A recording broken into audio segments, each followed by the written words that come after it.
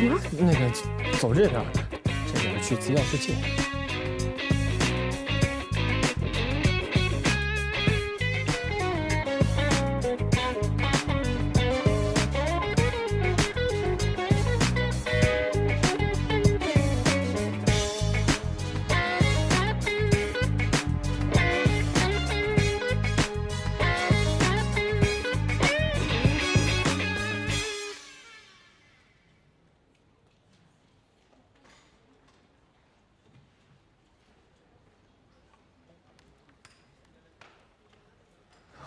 何老师，刚才为什么不看我？何老师，您昨天问他的好像是，为什么看着您？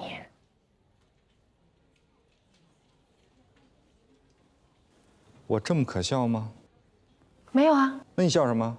我这是在表达我的善意。我提醒你啊，不管是谁在这做助理，给哪位律师做助理，他将来是否可以留在我们律所，我是有发言权和否决权的。懂了，谢谢您的提醒。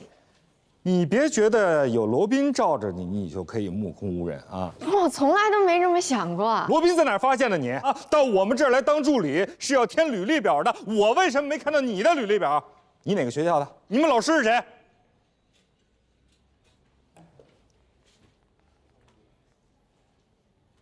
何塞老师，干嘛？司法考试一共14门课程，法理学、法制史、宪法、国际法、国际司法、国际贸易法、经济法、法律、职业道德、刑法、刑事诉讼法、行政法、民法、商法、民事诉讼法。任何一门课程，任何一部法，您随便考。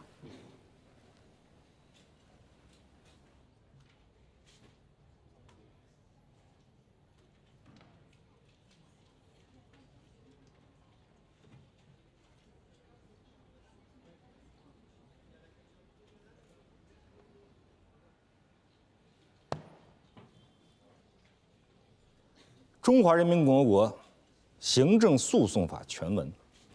1989年4月4日，第7届全国人民代表大会常务委员会第2次会议通过，根据2014年11月1日第12届全国人民代表大会常务委员会第11次会议通过的《全国人民代表大会常务委员会关于修改中华人民共和国行政诉讼法的决定》第1次修正，根据2017年6月27日第12届全国人民代表大会常务委员会第28次会议关于修改中华人民共和国民事诉讼法和中华人民共和国行政诉讼法的决定第2次修正。第1条。为保证人民法院公正及时审理行政案件，解决行政争议，保护公民、法人和其他组织的合法权益，监督行政机关依法行事。注释法学派。1135年，意大利北部查士丁尼学说汇纂原稿的发现揭开了序幕。意大利波罗亚大学最先开始了研究，他们采用注释的方法进行研究，因此被称为注释法学派。评论法学派。评论法学派的形成于14世纪的意大利，该学派的宗旨是致力于罗马法和中世纪西欧社会司法实践的结合，以改造落后的封建地方习惯法，使罗马法的研究和适用有了新的发展。司法一词的来历。中国古代并无司法这一概念，司法一词是我国清朝末年从西方引进的，仿大陆法系德日制度。司法权及审判权虽然审检合属，但是检察部门受专门负责司法行政的法部领导。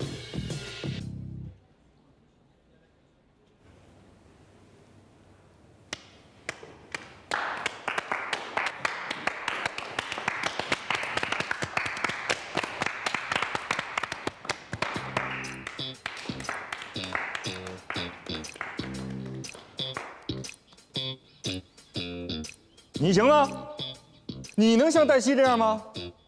找找差距。还有你，我上大学的时候可以，现在复习也行。何塞老师，前台有您的快递。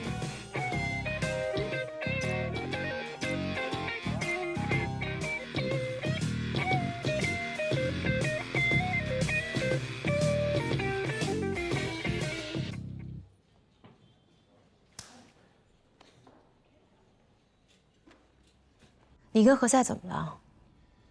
他不喜欢我的笑容，而我又实在没有办法让他笑得满意。他到行政那边投诉，说以后要由他管理所有的助理律师和实习律师，谁都不能例外。黛西除外，我跟封印说好的。这个黛西到底是什么来路啊？你怎么老问这个问题？因为你为了他得罪了任小年啊。是任小年得罪我。他自以为自己很有钱，可以不把任何人放在眼里。我不需要服务这种客户，我有这个权利。这个太极真的没有任何背景。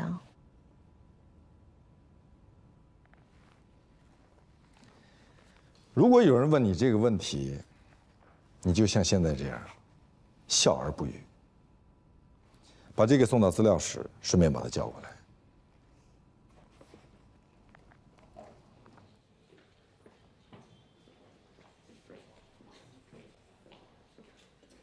什么呀？游戏设备，这么多？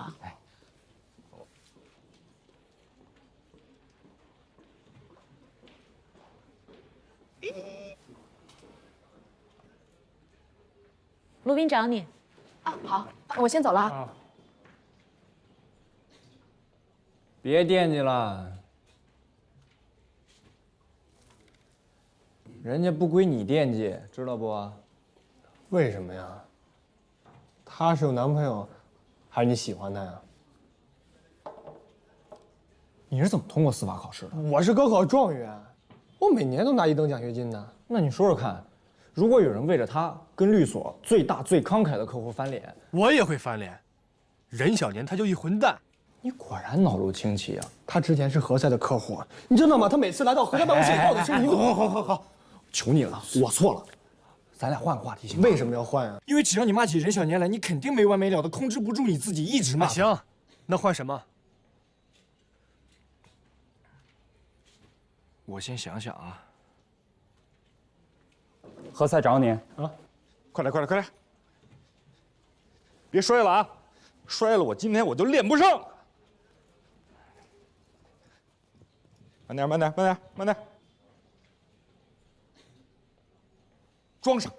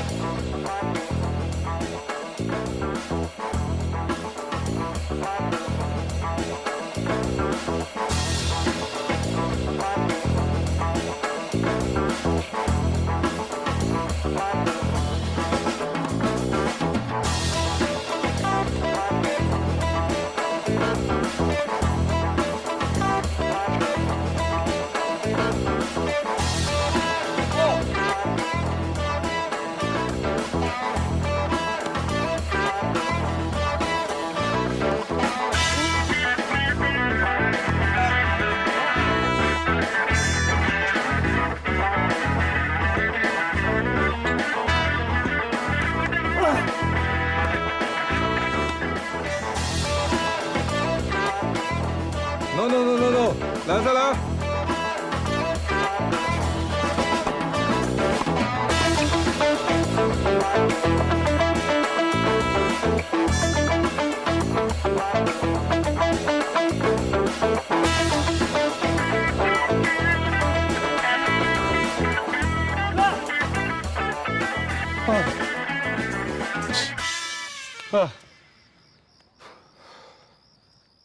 总打削球欺负我啊，全是在旋转的。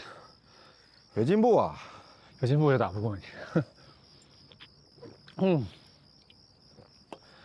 我跟你说啊，以后机器会代替人类的大部分工作，尤其是你们法律工作。有了法律机器人以后，想打官司，把双方的诉讼证据全部交上去，这机器人法官就会在网上把这个案情的结果公之于众，结案了。所以说，机器是最公正的，也最无情。最适合你们法律工作呀。不，你错了，最不适合。不适合吗？不适合，对。情理法，对，人是有感情的哈，所以是情在理前面。没错。其实大家如果说都讲道理，是很容易讲得清的，就怕掺杂了这个情绪的道理，就复杂了。没错。就像我跟你姐一样呗。没错。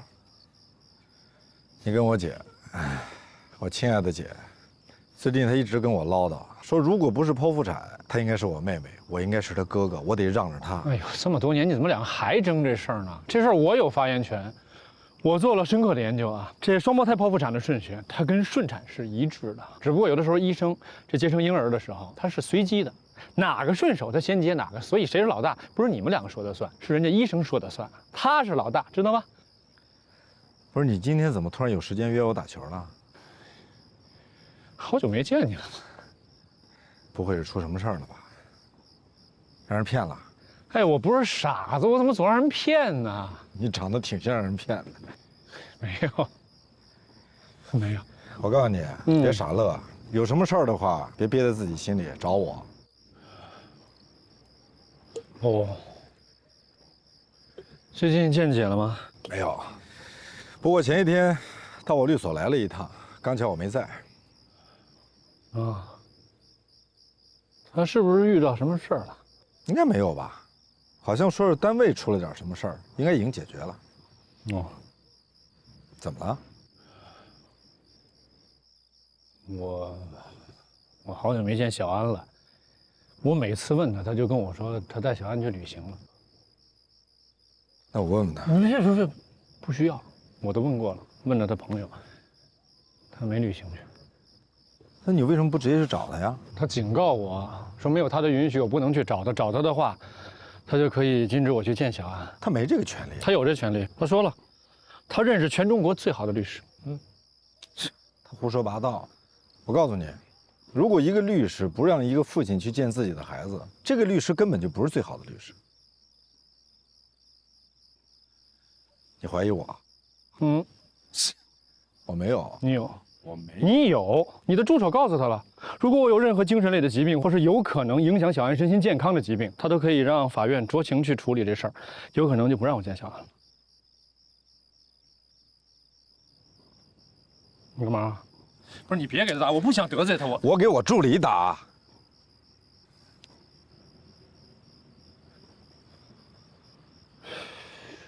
电话。你看。喂。是你给我姐出的主意啊？您说哪一个呀？我给您姐出了好多主意呢。就是你最得意的那个。啊，你是说那个阻止渣男前夫见孩子那主意是吧？不用谢，客气，应该的。你为什么要这么做？谁让你这么做？你姐让我这么做的呀。她说她不想见渣男前夫啊。你听好啊，你是我的助理，以后没有我的允许，没有我的同意，不准你以我助理的身份给任何人出任何主意，听清楚了吗？哎，小心点儿。喂，喂，看一下。喂。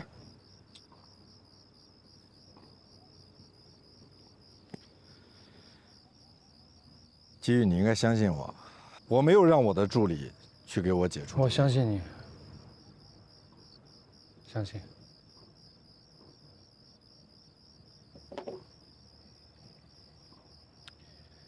对不起啊，什么对不起啊？应该是我跟你说对不起。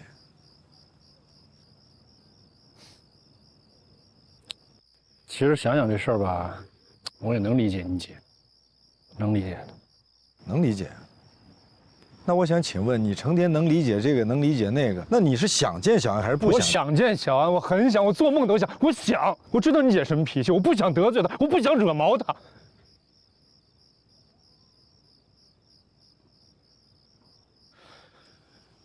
其实我就想了解这事儿啊，抑郁症这病能不能影响孩子？会不会影响他的身心健康？如果真的影响他，我可以考虑我不见小安，我能做到。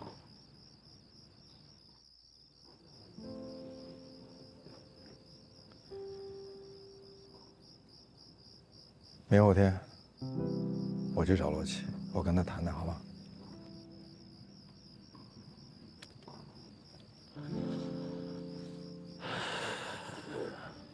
别想那么多了，以后有时间给我打电话，我陪你来多打打球，没事的。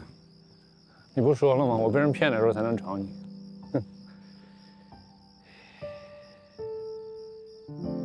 还正常。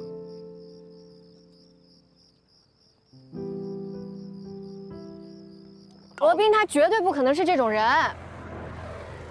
虽然我认识他的时间没你长，可是我对人基本的判断还是有的。你以为他是一个视金钱如粪土的人吗？我跟你说，他所有的客户都特别有钱，而且是特别的有钱。那也不能说明他唯利是图吧？不，你今儿怎么了？你干嘛老替他说话呀？你以前不是特恨这种人吗？我现在也特别恨这种人，但是罗宾他真的不是这种人。如果他是这种人的话，他为什么要跟任小年翻脸呢？我也不知道为什么，我也想知道，这不符合他的逻辑。因为任小年他缺乏对法律、对规则最起码的敬畏。我先跟你说清楚了啊，任小年现在可是我们的客户。那又怎么样呢？那至少我们现在合作的很愉快啊。我倒是要看看你们能愉快多久。能不能不一言不合扭头就走啊？不是，我要赶紧去找罗琦了。哎，那我跟你一块儿去呗。我不能背黑锅，你走吧，你走吧，你赶紧的。哎，来了啊！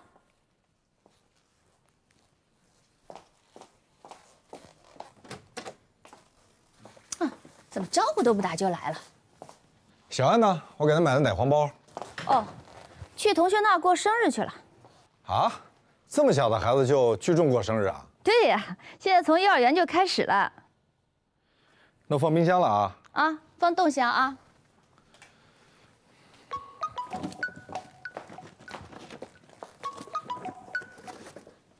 喂。啊，对，我是罗小安的妈妈。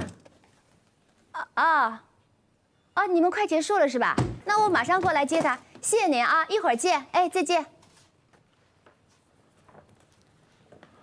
你刚才说什么？什么小安？他那个马上要结束了，我们去接他。你跟我问去你刚才说什么小安？罗小安啊？罗小安，你把姓改了？对啊。那你改姓这事儿，季玉知道吗？他不需要知道。他怎么不需要知道啊？他是小安的父亲。季玉跟我说，你不让他见孩子是吗？对啊。为什么？因为现在季小安已经不见了，现在只剩下罗小安了。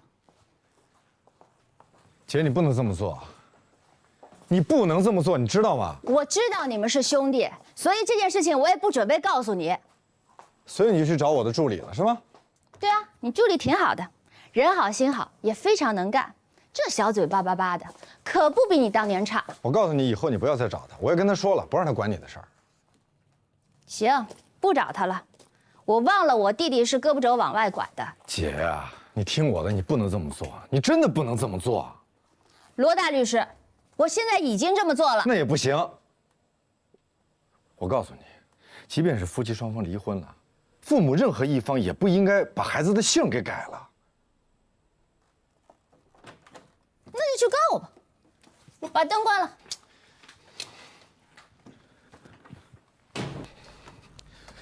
不管你跟季玉有什么问题，他总是孩子的父亲，他有这个权利。我认为他没有。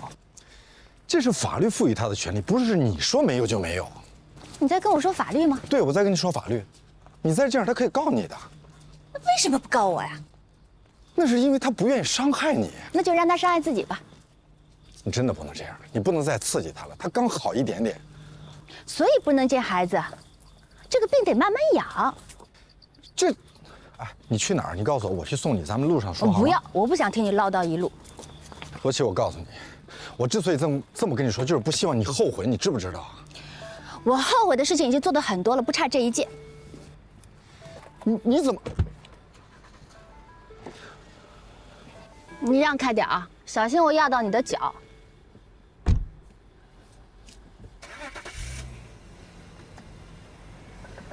我让你让开，你听不见呢。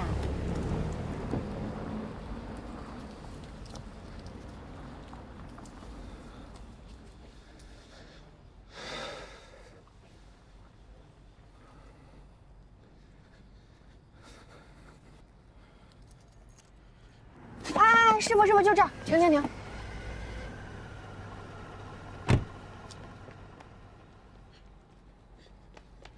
罗老师，你也是来找您姐姐的。我不管罗琦跟你说了什么，我再说一遍，以后不许你管他的事儿。罗老师，是您姐姐先找的我。就这一个要求，做得到继续做我的助理，做不到走人。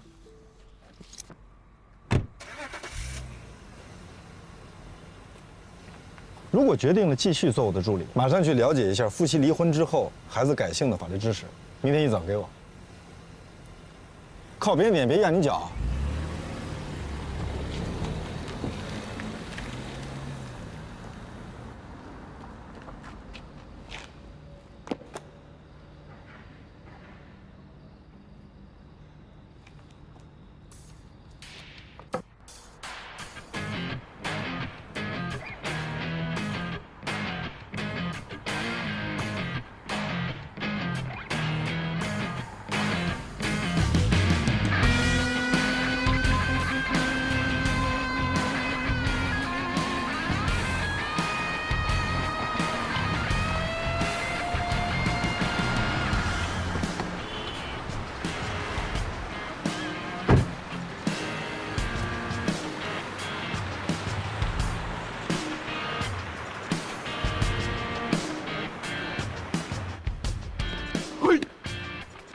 哎，脸色不好，昨晚没睡好啊？你去忙你的，我去买早点。我跟你一块儿去。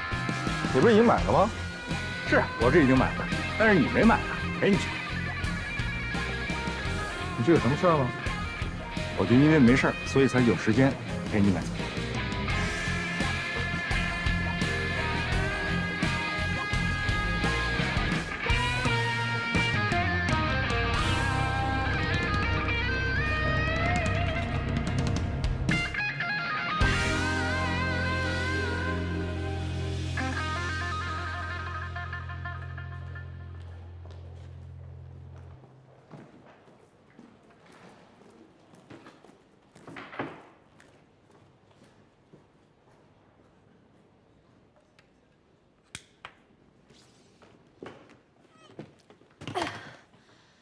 这些都是我已经做好的，一会儿他来了，麻烦你给他。你这是要离开？不是啊，我手机屏碎了，我去换个屏。别掺和。什么别掺和啊？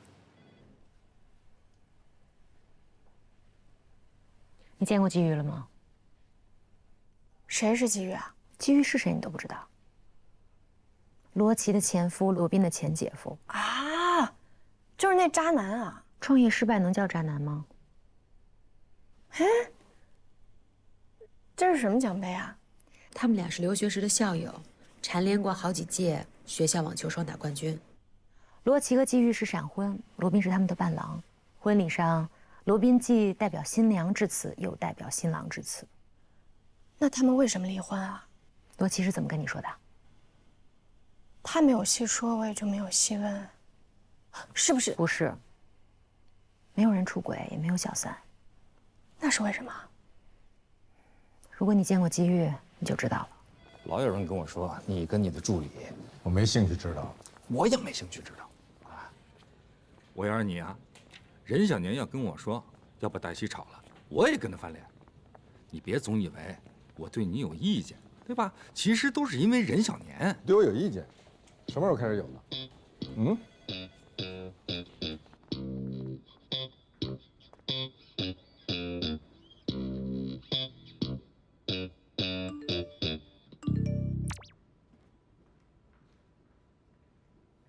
丽娜不在她的位置上。丽娜很少不在自己的座位上。你应该到律师所去转一圈，看看还有谁不在自己的位置上。我想跟你解释一下。不用解释。我要解释。那就快点。你赶时间吗？我在赶你。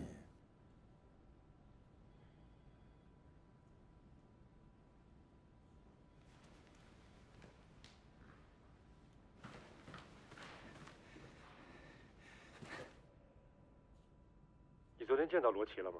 他是怎么说的？我跟你说啊，我对你其他的事情没有任何意见，我唯一有意见的就是你对人的态度，你太目中无人了。好，我一定有则改之，无则加勉。我现在真的有一个非常重要的电话要打。哦，那你打电话啊，时间归你选啊，咱俩好好谈谈。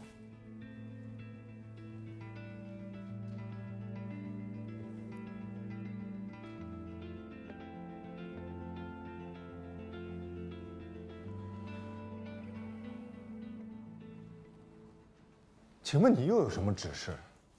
我就是想看一下你是不是真的有一个重要的电话要打。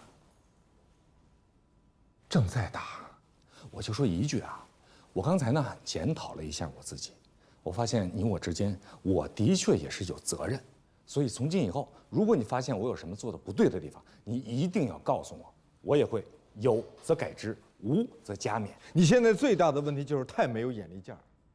请看，我有200多条语音没时间听，我帮你听啊，走开！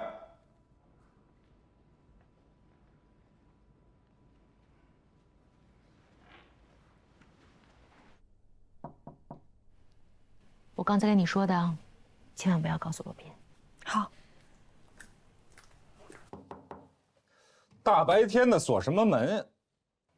哪条法律规定白天不能关门啊？罗律正四处找你呢。哦，好好好。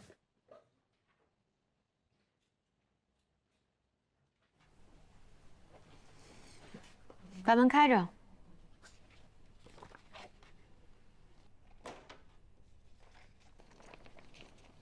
哎，我跟你解释一下，我刚才的确想把这门关上，我想跟你说点关起门来说的话。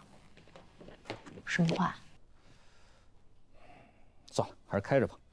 明人不说暗话。你到底要说什么？说呀！你刚才跟黛西说什么了？你可以不告诉我，但是我必须跟你说。有人说，黛西和罗宾关系不一般。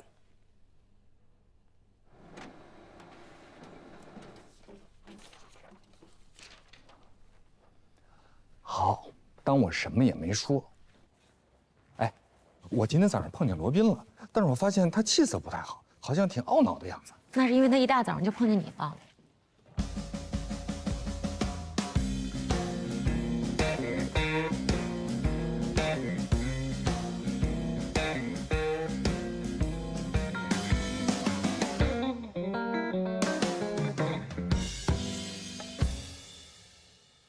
丽娜跟你说什么了？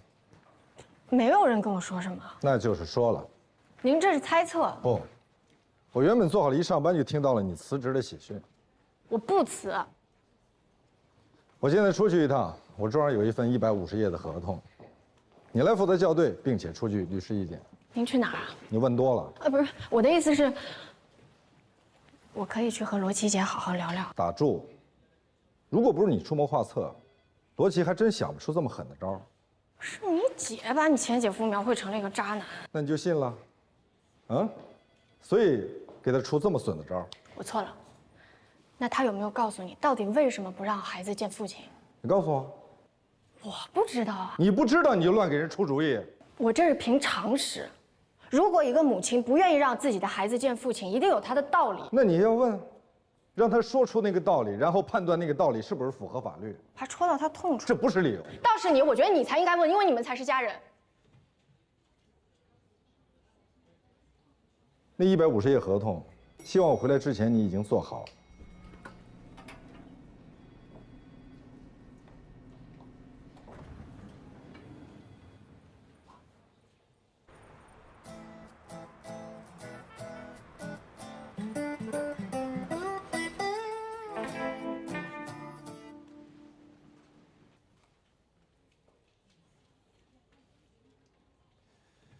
我刚才找你有事儿啊，但是我给忘了。罗宾哪儿去了？他不在。他干嘛去了？你找他干嘛？我得跟他约一下时间。你需要多长时间？那得看我们俩谈的怎么样。他最近日程很满。可是他跟我说让约时间，我们俩好好谈谈。有的时候呢，如果有人跟你说他想找时间跟你好好谈谈，意思呢就是说他当时不想跟你浪费那个时间。哦不，如果我说我们要找时间好好谈谈，那么意思就是我们要找时间好好谈谈。那么我们首先就要把这个时间好好约一下。罗宾老师让我去他办公室拿一下合同，你自己去吧。确定时间。我跟你约明天的时间。今天为什么不行啊？我不知道他回不回来。你怎么会不知道呢？你是丽娜，你怎么会知道他那他今天没有时间。我拿好了。何赛老师，你有什么事儿？啊？我没事啊。你有事儿？我没有。那你刚才叫我何塞老师？因为您是长辈，所以我叫您何塞老师啊。何塞老师，再见。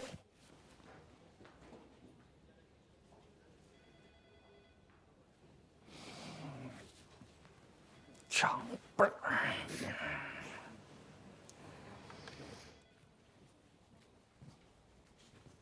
长辈，哼，谁是长辈？何老师，为什么叫我老师？因为您是我的前辈啊。前辈吗？那应该，师兄。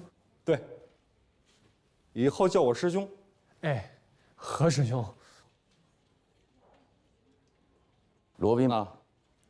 冯主任，哎，王大奎找不到他，电话打到我这儿来了。他今天出庭。啊，助理呢？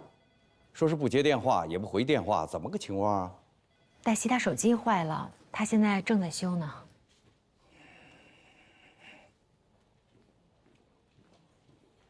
罗琦姐，你为什么忽然就不让他来探望孩子了？是罗宾叫你来的？没有，罗宾他根本就不让我管这个事儿。你跟罗宾说啊，他那个兄弟啊，如果继续探望孩子的话，会对孩子不好。罗宾他打算让他这个兄弟去法院申请强制执行。那我就会说我的前夫有严重的健康障碍，如果他在行使探望权的话，会影响到我孩子身心健康的。我会让法院终止他的探望权。罗琦姐，这个主意确实是我给你出的。可是如果我们真的打起官司来的话，是要讲求证据的。你有什么证据可以证明他有严重的健康障碍，或者说他行使探望权怎么就损害了孩子的身心健康呢？他得过抑郁症。那罗宾他会找来一达医生给他做报告，证明他已经康复了，或者说根本就没有严重的健康障碍。他已经有新的女朋友了。那法院他也不会因此就剥夺了他的探望权的。小安的奶奶跟他说，他爸爸会给他再找一个新的妈，比原来的妈妈还要好，问他喜不喜欢。老太太嘴巴一张，亲妈就没了。我女儿要管一个我根本不认识的女人叫妈，将心比心这件事搁谁受得了？你受得了吗？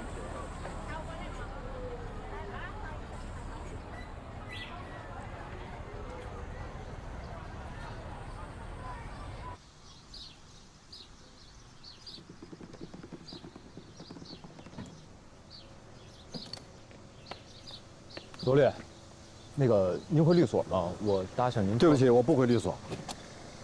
喂，什么事儿？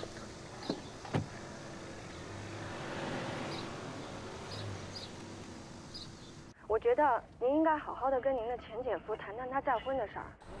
他确实有再婚的权利，但是我跟不跟谁谈什么，就不劳你费心了。我就是温馨提示啊。用不着，你能干好我交给你的事儿就不错了。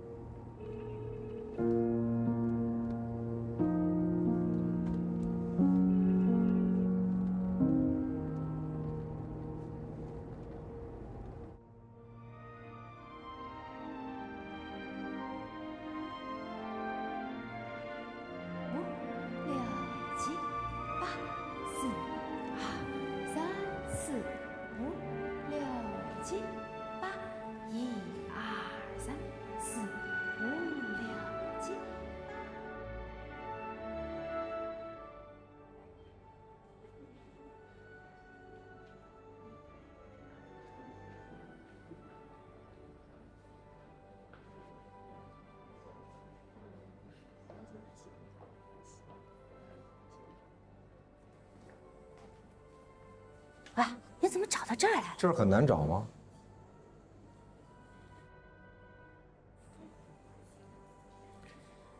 黛西是叛变了呢，还是本来就是你派来的卧底？你想多了。现在想找一个人没那么复杂。丽娜，是不是？肯定是丽娜说的，对不对？你知不知道，你把小安藏起来，季玉快崩溃了。啊，你不要跟我提这个例子。好，你前夫，你前夫现在每天给我发好几百条微信，他已经疯了，你知不知道？哟，疯了，那就更不能见孩子了，否则的话会影响孩子的身心健康的。我知道季玉找了个女朋友这事儿没告诉你，让你生气了。他找不着女朋友，他结不结婚跟我没有半毛钱关系，好吧？那你为什么不让他见孩子呢？我不想让我的孩子知道他爸又给他找了一个新妈，我也不想让我的孩子在2个妈之间做比较，这个理由充分吗？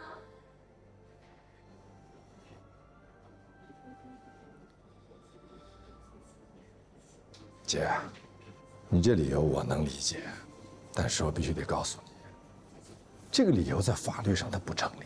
你不能因为你的前夫要结婚了，或者说谈了一段新的恋爱，你就剥夺了他对自己亲生子女的探望权。你跟我谈法律是吧？啊，罗宾，那就跟我的律师谈吧。你不要闹了，行不行？我没有闹，就是因为我不闹，所以我要找律师。你们律师都是专业的，受过训练的，都非常冷静。我是冷静不了，所以我必须要找律师。你真的假的？你收一下。什么东西？这是我律师的名片，他叫麦飞，可能你也认识。我当然认识，他以前是我的助理。那我想请问你想干什么？你为什么要去找律师？你什么时候找的他？我的律师叮嘱我呀，只要我找了他，我就不能回答任何人的问题。我不是任何人，我不是任何人。你是律师，你是替我前夫来跟我交涉探望权的。姐，我是你弟弟，我是你的亲人。当然，我也是基于很多年的朋友，所以你相信我，这种事情不需要找律师，你懂吗？别跟小孩说，否则我揍你啊！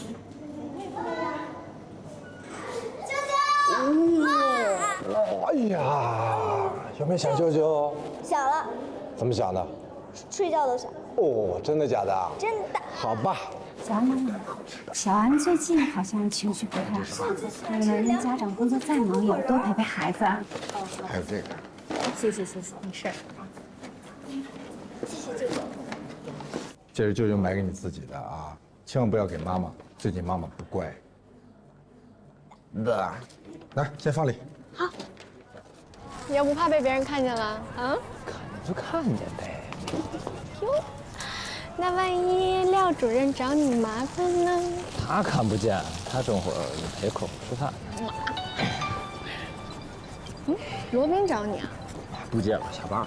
你干嘛不接呀？好不容易跟你约会一次。没事，你接吧。哎，罗律，我要见你。我下班了，我没在所里。那正好，下班了我们可以见面好好聊一聊。你在哪儿？我来找你。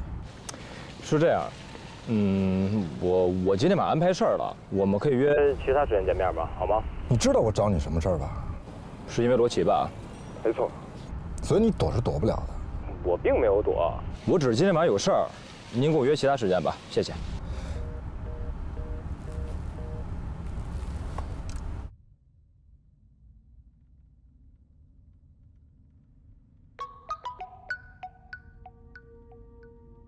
喂，季玉，我刚刚跟罗琦见了一面，我们见面说吧。好，那我去你家。好，我大概半个小时左右到家吧。好的。好。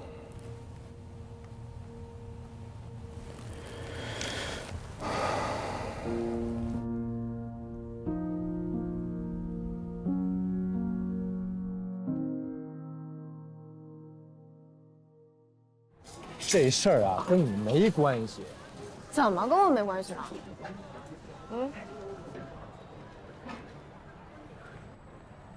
就是不想被人怀疑。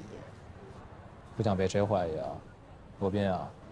啊，你把罗琦介绍给了我，怀疑是啊，这是非常合理的怀疑啊。他知道咱俩认识啊。如果他真这么怀疑，那你怎么跟他解释也没有用，他越描越黑。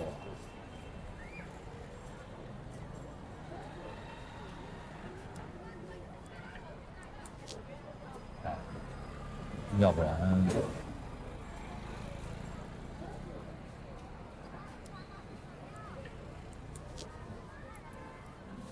我是想说呀，要不然别在罗宾了吧。为什么？不是你说话呀？为什么呀？啊？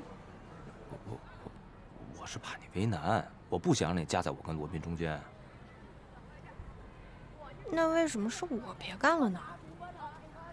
咱俩好好讲道理，那谁也不能急那种的，行吗？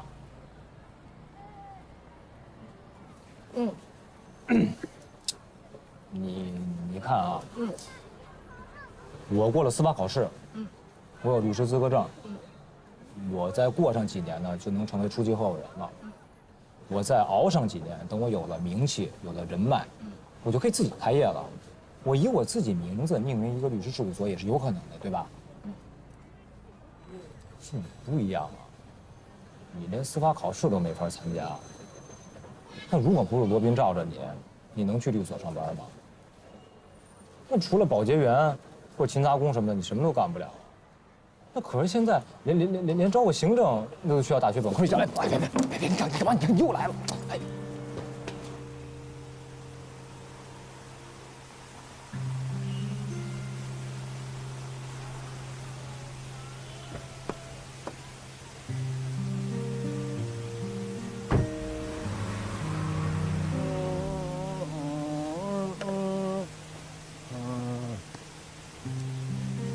罗冰冰，你瞅啥你？一起喝点儿。哎呀，酒。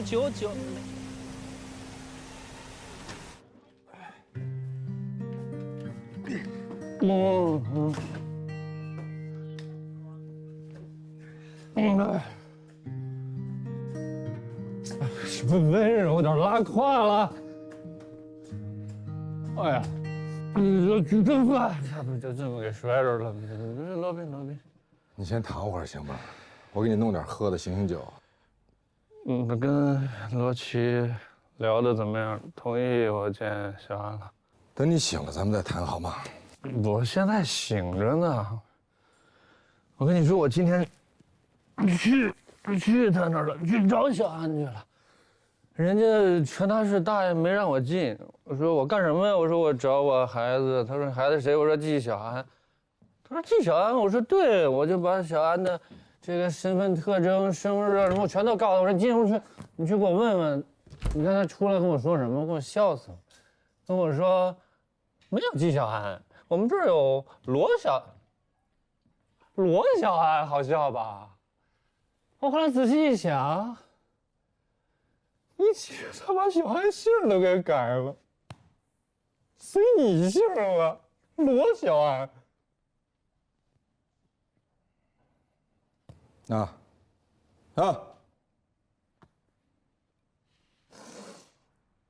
姓都给改了，我。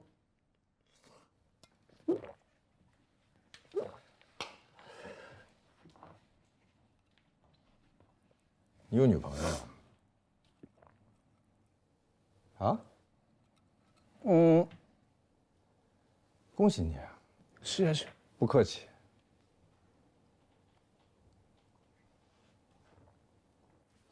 喂！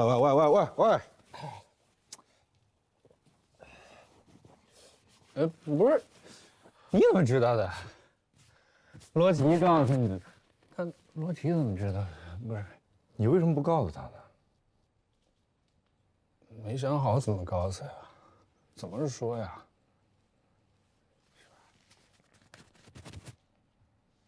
哦，就是因为这事儿吧，他生我气，不让我见小安，还把小安姓给改了。因为这个是不是？你说话是不是？所以你要理解他，他需要时间，他需要时间去消化这件事。消化可以消化，但是我妈想孩子了，我也想孩子了，真的想见小安。真的，罗宾，好久没见小安了。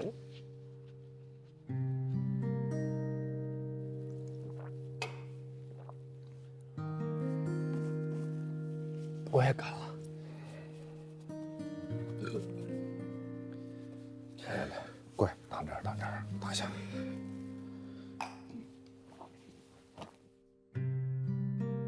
中国结婚的对数558万，离婚的对数185万。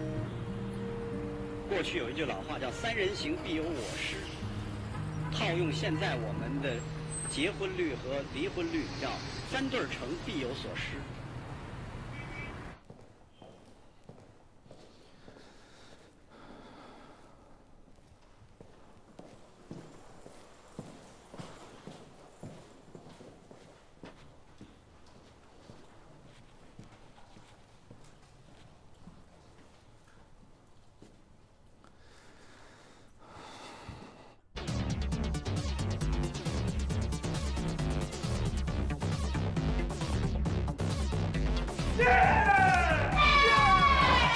高手生而不露啊！兄弟，看见我刚刚操作没？太帅了！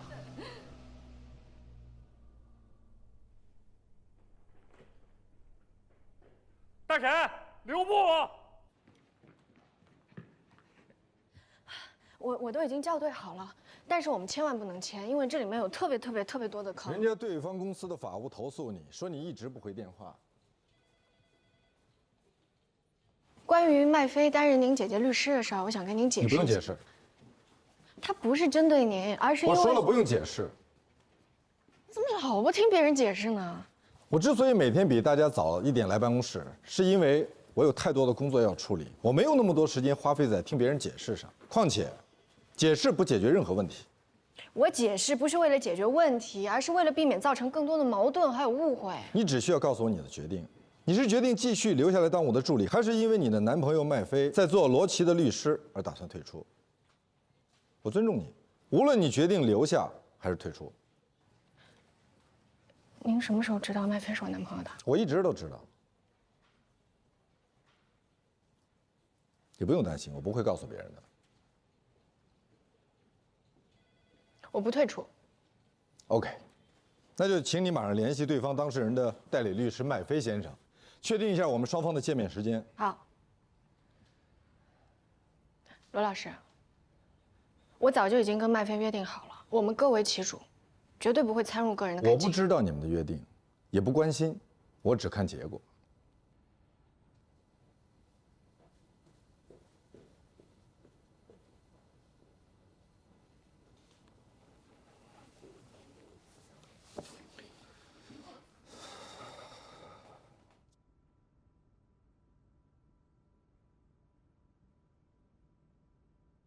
兄弟，看到我跟他操作没有？带吸管何塞叫兄弟，真的骗你小狗，我亲耳听到的，他真管他叫兄弟。你叫何塞叫师兄，人黛西管何塞叫兄弟，那你得叫黛西什么呀？嗯，说什么呢你们？我正跟他说啊，你在何塞办公室正讲到你跟何塞兄弟相称。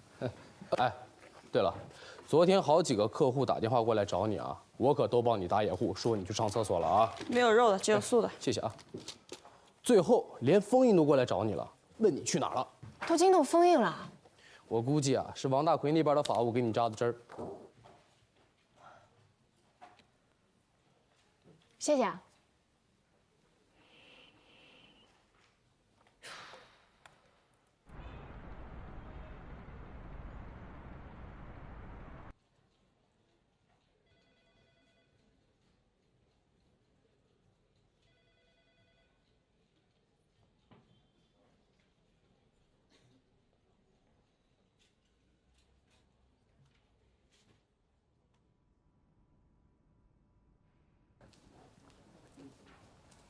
哎，丽娜没有在座位上，所以我就直接走进来了。丽娜在座位上的时候，你也不是爬进来的，一点也不好笑。幸亏我的职业不是逗你开心。封印昨天到处找你，说你也不接电话，客户也找不到你，你的助理也不在。不用你告诉我，你干嘛呢？工作。可丽娜约好了是今天上午咱们俩谈话呀。谈什么？你忘了？哎，你说要找一个时间，我们俩好好谈谈啊，关于我们俩的关系啊，以及存在的误会，还有未来情感的发展方向。我这些邮件必须要在客户一上班，打开电脑就能看见。我从来都是提前完成的。我昨天晚上跟丽娜重新约时间。丽娜不在工位上，那就等她来了以后再约。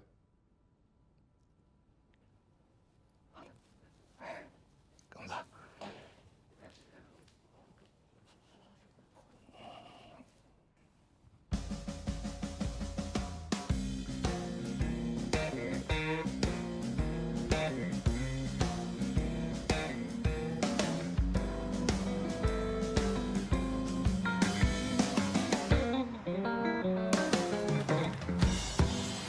对不起，我实在太忙了，我一会儿还上班呢。罗宾不知道我来找你，他早晚会知道的。季玉如果真想跟你过不去的话，他可以找律师告你。哎，不谈这些了，说点别的吧。啊？你怎么知道的？你妈妈告诉我。哦。我跟她说你今晚约了罗宾，罗宾忘了你们的见面地点，不敢问你，怕你生气。然后你妈妈就跟我说不可能啊，今天晚上罗琦要带小安去跳芭蕾舞。我说对啊对啊，罗宾就是要去看小安跳芭蕾舞。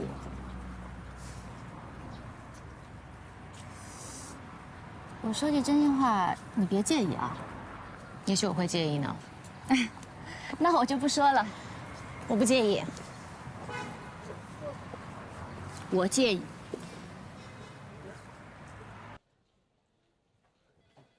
哎，对不起，我们主任还没有到，他让我接待您。别怪我不好，事先没有通知你们。哎，这边请。好。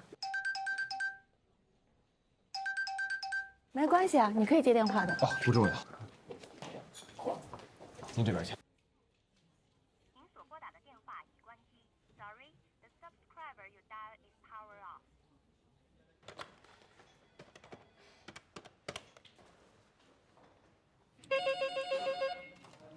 喂，你好。您好，请问是龙科律所吗？是的，请问您哪位？我找一下麦飞律师，请问他来了吗？麦飞律师来了，但是刚走。好，谢谢。何塞叫你去他办公室。为什么让我去啊？你是叫黛西吧？啊？刚才我去他办公室送文件，他说让黛西来一下。何塞老师。来，我给你介绍一下，这是我们律所的美女兼律师助理兼游戏高手黛西啊。您好，您好。这位是大鹅游戏的创始人马龙。啊，我特别喜欢大鹅的游戏。是吗？嗯。哪款？凯旋。必须的。那你们二位玩一局吧。何塞老师，我这边工作还没做。我去跟罗宾说，他一定会同意的。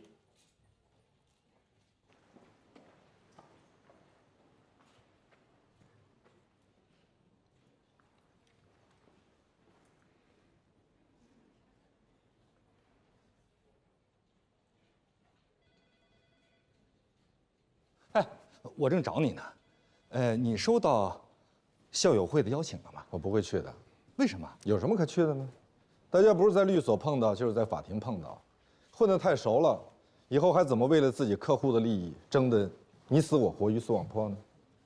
你是怕碰见蓝红吧？闭嘴！你说你当时跟蓝红那么好，为什么要分手呢？闭嘴！我们当时都觉得你们完全是天生的一对儿。我没有恶意，对不起，我不想跟你叙旧，我没时间。不，我是想请你给我帮。如果需要我帮你什么，请直说，别吞吞吐吐的好吗？我听说蓝红的老公他有要收一家游戏公司。对不起，我帮不了你。哎，我在并购这方面，法律问题我非常的了解，我在这方面就是一个专家。那我倒是建议你去参加校友会。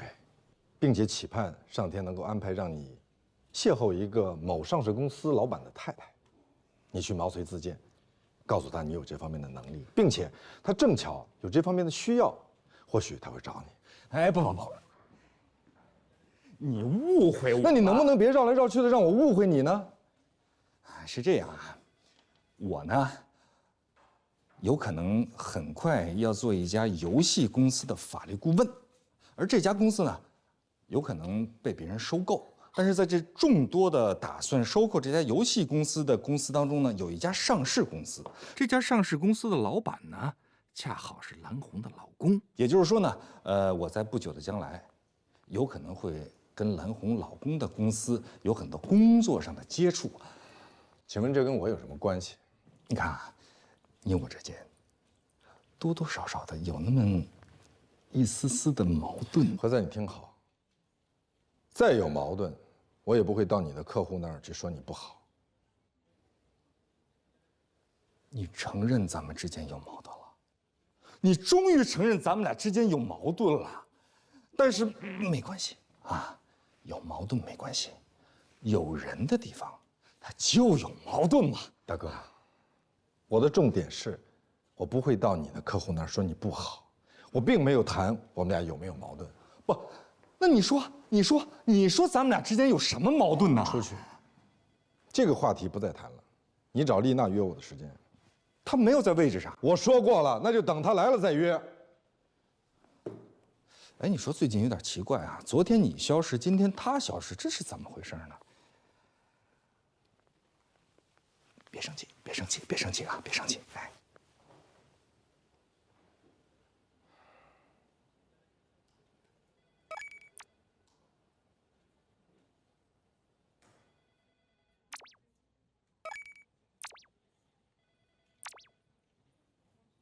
你到底要干什么？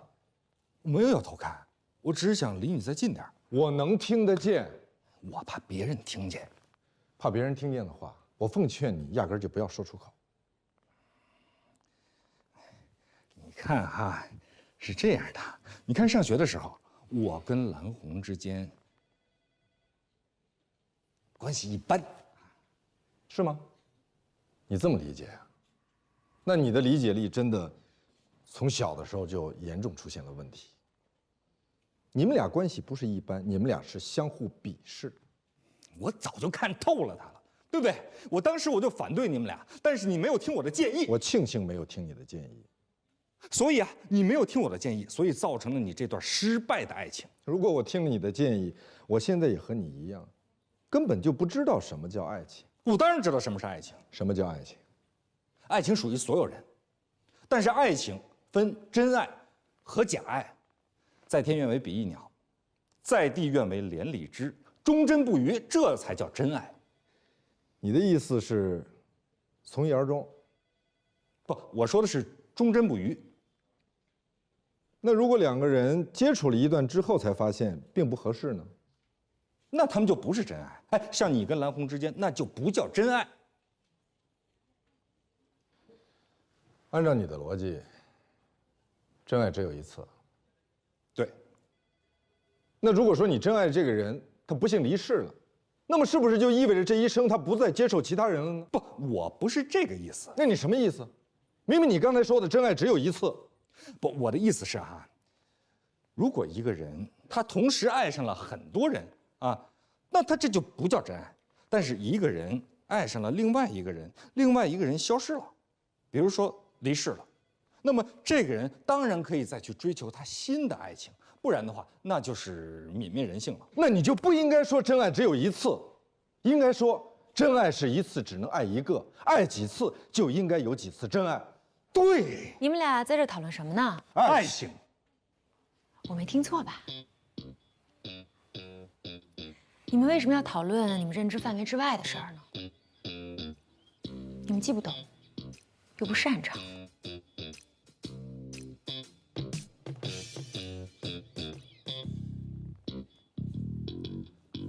他为什么说我们既不懂又不擅长？他说的是你。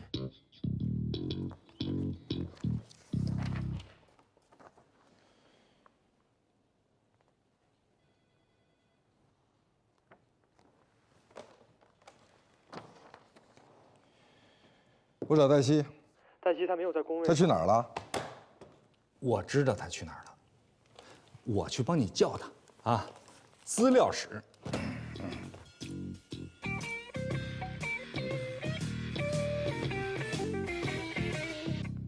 白昕，罗宾找你。哦，好，不好意思啊，我先撤了啊。好，拜拜。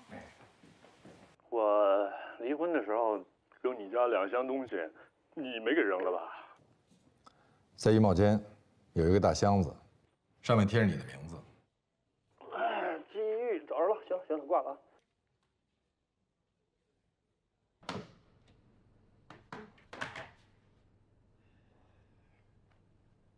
哎，不好看。